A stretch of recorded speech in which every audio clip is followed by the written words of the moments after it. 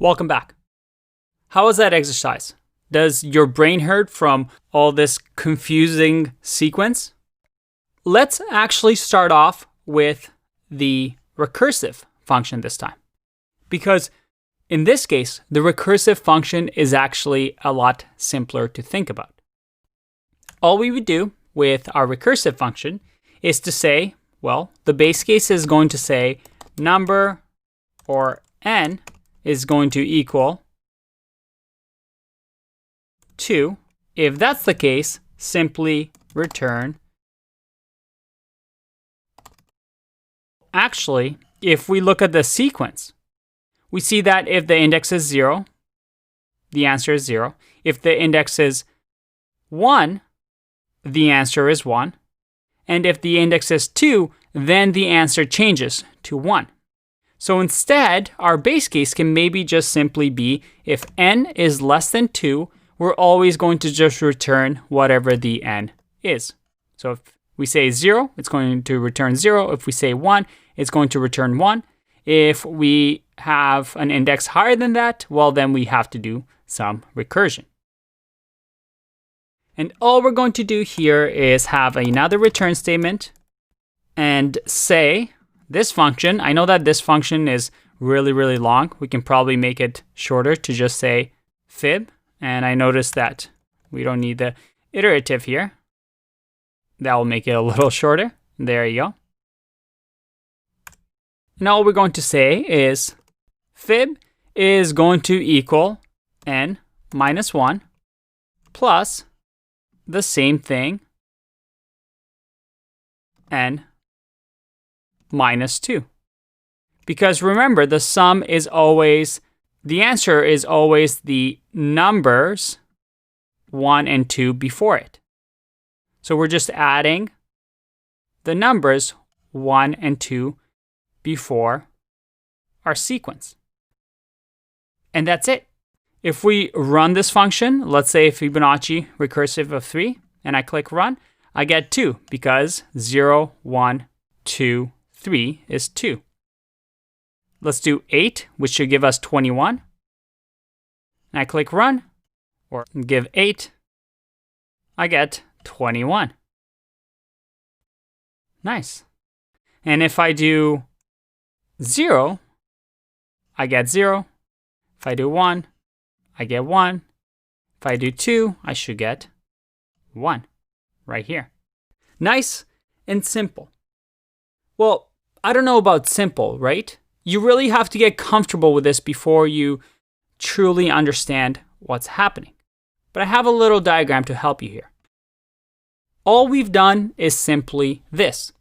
If I added 7 here, our recursive function is going to get 1 less than 7 and 2 less than 5. And then within those functions, do the same thing. 1 less than 6, 2 less than 6. 1 less than 5, 2 less than 3.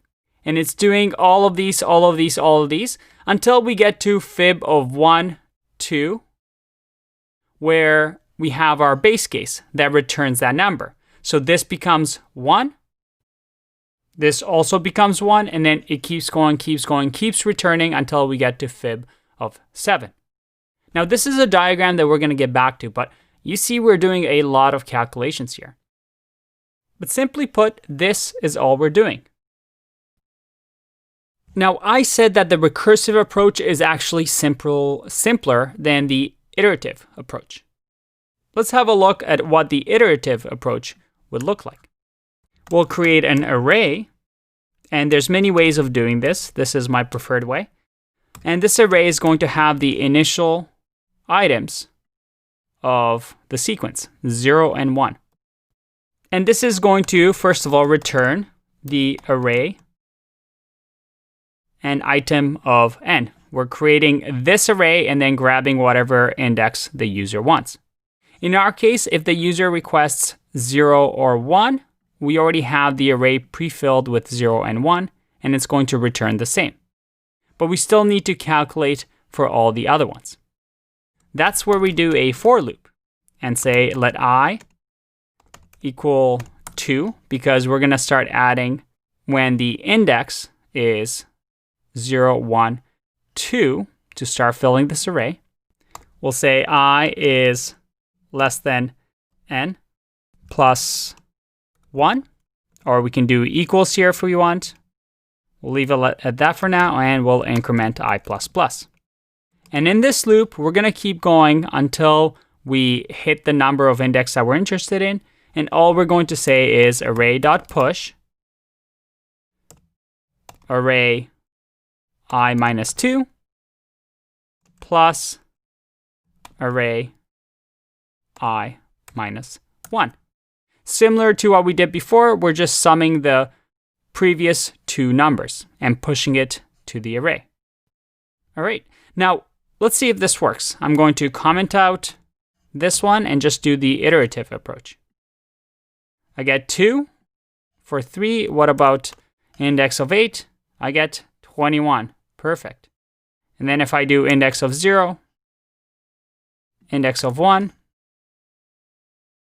and index of 2, should be 1. Perfect. Now, I said that the recursive approach is simpler than the iterative approach. Now, that's my personal opinion. You might not think that. You might think that this was quite easy. But to me, this reads a lot nicer than all this thing that we're doing. And this is something we're going to get into in the next video, where we talk about the trade-offs between the iterative and the recursive approaches to these problems. And why, maybe you're wondering right now, why would we ever write anything recursive if you find this confusing? We'll get to that. But the one thing I want to show you is something that we just learned here that is new to us. What do you think the big O of these two functions are? Well, in our iterative solution, the big O is linear time, right? It's O of n. Basically, we're just iterating through the loop n minus 2 times because we're skipping the first two items, which in turn makes it O of n. But what about the recursive approach? Remember the diagram I showed you? That's a lot more calculations than just the 7, right? We have a lot of function calls that happen. In this case, in the recursion solution, it takes what we call exponential time. The size of the tree exponentially grows when n increases. If Fibonacci number was 8, we would have this tree as well as another tree underneath the fib of 8. So what is the big O of that? This is very exciting because we're learning about a new big O notation. We're learning about this one, exponential time, which can be seen with recursive algorithms that solve a problem of size n, 2 to the power of n. If we go to our big O cheat sheet, this is O 2 to the power of n. You see how much it increases? That's pretty bad. It's bigger than even O of n squared, the two nested for loops. Exponential time means every additional element in the Fibonacci sequence, we get an increase in function calls exponentially. And here's a fun little trick. Although this is O of n, the iterative approach, this function, because it's O of 2 to the power of n, if I run this function, let's say if we do 10, I get a result.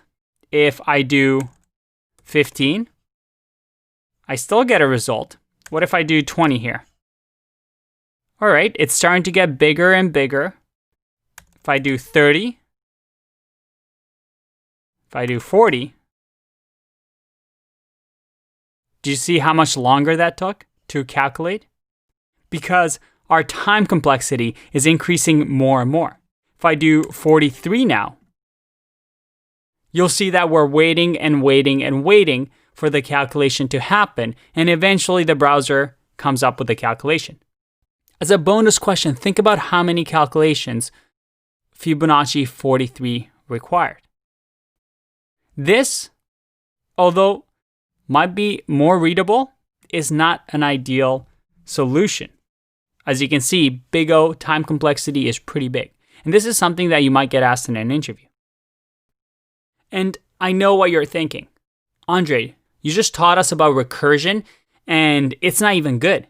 It's slow, it's confusing. Why would I ever want to use recursion? In the next video, I'm going to talk about this trade-off. Why would you ever use recursion over something that is iterative? Why would any sane person do that? And as you'll find out, there are some pros and cons.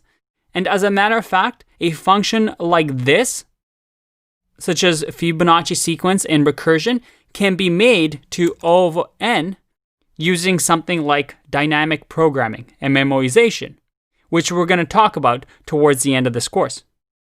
And we're going to get back to this. But let's finally answer the question in the next video. Why would you ever use recursion over something iterative? I'll see you in the next one. Bye-bye.